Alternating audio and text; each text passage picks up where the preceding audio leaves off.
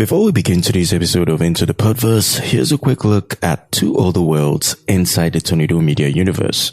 If you're curious about the world beyond your borders, check out EJ, the World of Travel. It's your companion for smarter journeys, bringing you travel news, visa updates, airline developments, destination stories, and practical tips for modern travelers. And if football is your passion, especially if you're an Arsenal supporter, there's Upgunners, an Arsenal podcast, bold opinions, honest reactions, match analysis, and conversations that capture the emotions of being a gunner from an African perspective. 3 different shows, 1 creator, 1 mission: to inform, connect, and tell stories that matter. So whether you're building a podcast, planning your next trip, or living every Arsenal result like it's a matter of life and death, there's something for you inside the Tony Doe media universe. Now, let's get into today's episode of Into the Podverse. There's something happening in podcasting right now, and if you make podcasts, whether professionally or independently, it's something you should be paying attention to. The Alliance for Measurement in Podcasting.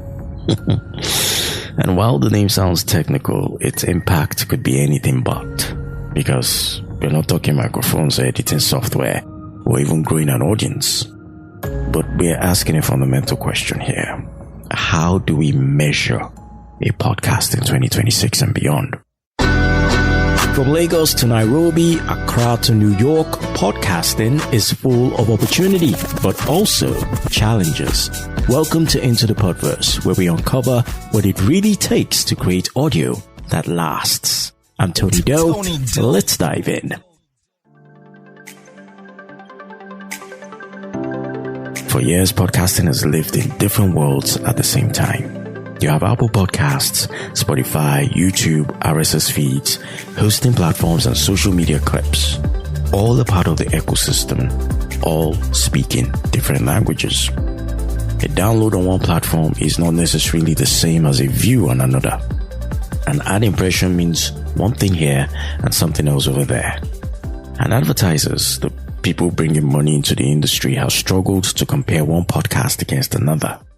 So a collision of platforms, advertisers, publishers, and measurement companies has come together to try and solve that problem.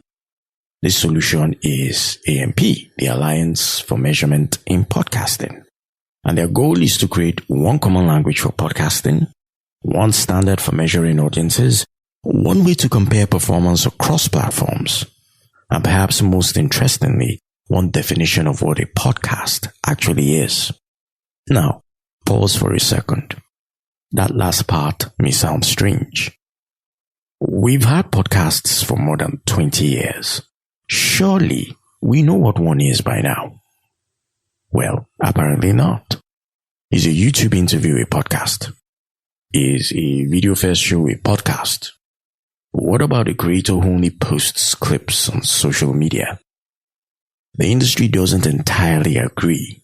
And that is where things become interesting, because AMP isn't just trying to count podcasts, it's trying to define them. For creators, this changes a lot, because for years, many of us have leaned heavily on download numbers, 10,000, 20,000, even 100 and more. But AMP is pushing the industry towards something else: consumption, engagement, attention. In other words, not simply did someone download it, but did someone actually spend time with it? That's a very, very different conversation.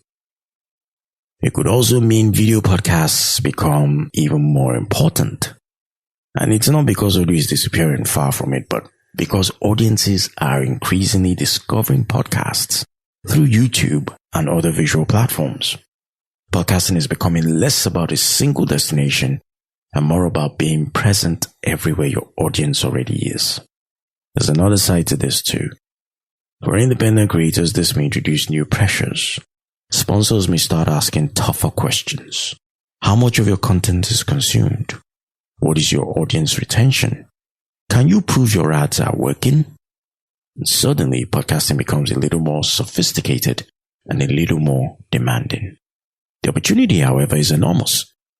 If advertisers trust podcast measurement more, then it means more money could flow into the industry. And that's something podcasting has been trying to unlock for years. But podcasting was built on openness. Anyone could start a show, publish an RSS feed, and reach the world. As measurement becomes more standardized, some creators are wondering whether the biggest platforms will become even more powerful. Will podcasting remain creator-led, or will it become increasingly advertiser-led? We don't know yet, but we do know this.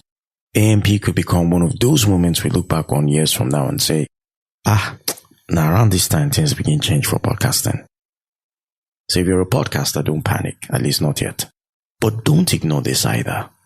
The future conversation may no longer be how many downloads do you have. It may become how much attention do you earn.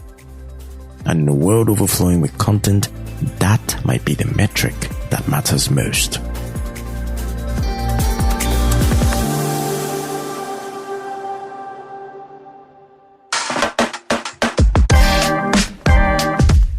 In the vibrant, ever-evolving soundscape of Nigerian storytelling, few names resonate with as much power, technical mastery, and community spirit as Efe Odudu, better known as FayFay. FayFay is more than a producer. She's an architect of audio worlds, a Lagos-based audio storyteller and sound designer. With over a decade of experience, she's carved out a reputation for excellence in a space that demands both creativity and precision.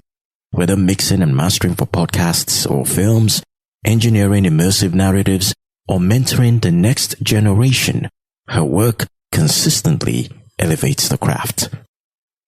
Her contributions gained global recognition as part of the team behind the Peabody Award-winning podcast Fela Kuti, Fear No Man, a groundbreaking series that brought the legendary musician's story, activism, and Afrobeat revolution to life through rich oral history, musicology, and cutting-edge sound design.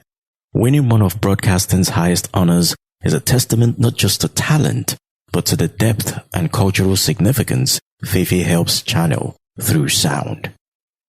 Beyond high-profile projects, FayFay's most enduring legacy may be Naija PodHub, founded in 2017, the pioneering community she built for Nigerian podcasters. At a time when the industry was still finding its feet, she created a hub for storytellers, not just talk show hosts chasing trends, but creators committed to deeper, more intentional narrative work.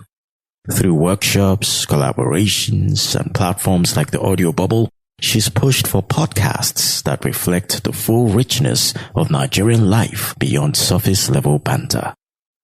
She's long advocated for substance over virality, urging creators to dig into hidden stories, cultural nuances, and the kind of journalism through sound that can stand alongside the world's best. Even as Naija PodHub goes through reinvention, its impact remains undeniable, a foundation that has inspired many to see podcasting as a serious medium for cultural preservation and innovation. FayFay embodies the spirit of a true community leader, generous with knowledge, relentless in pursuit of quality, and deeply rooted in Lagos while thinking globally. From audio engineering for movies to producing thoughtful series, her fingerprints are on work that moves people, challenges assumptions, and expands what's possible in African audio storytelling. To FayFay, thank you for the impeccable years, the visionary heart, and the tireless work behind the mic and in the mix. You've helped amplify Nigerian voices on the world stage and created space for many more to follow. As Naija PodHub evolves and new chapters unfold, one thing is certain. The sound of Nigerian podcasting is richer, bolder, and more authentic because you dared to build it.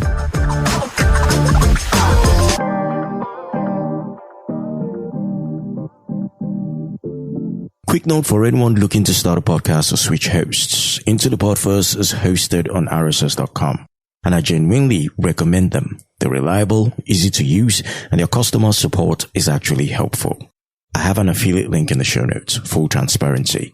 I do earn a commission if you sign up through it, but that doesn't change the fact that they've been a great hosting solution for this show. If you're in the market for podcast hosting, check it out.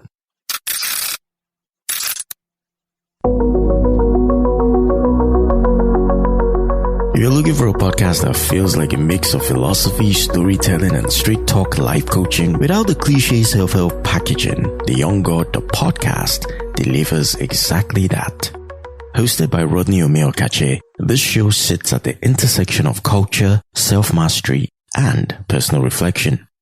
Each episode blends conversational essays, thought experiments, and real-world observations into something that feels less like content and more like a guided mental reset.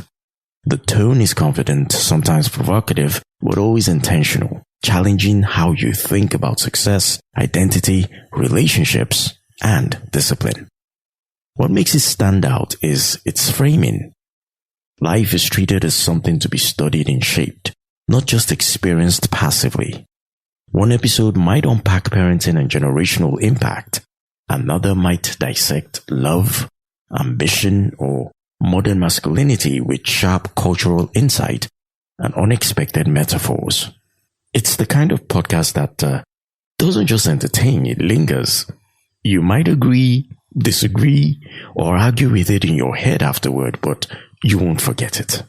And that's part of its pull. As it turns out, listening to TYG might look good on your resume. Boy, do I have a story to tell. So I just got off the phone with someone who is a friend to someone else who is a fan of my podcast.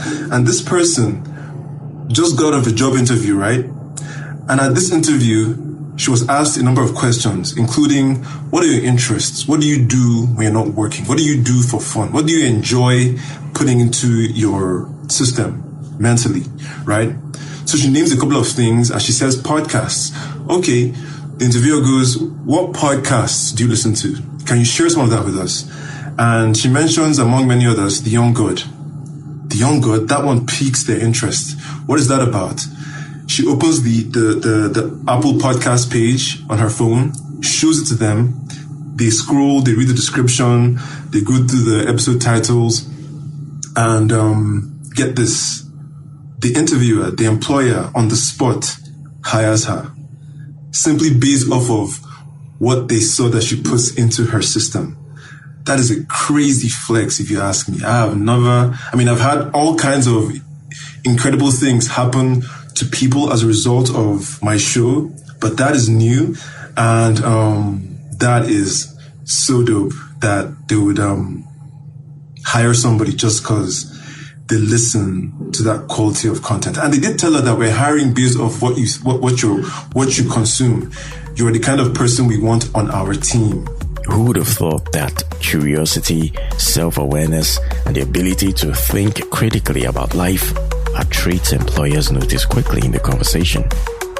Well, Rodney and his community did.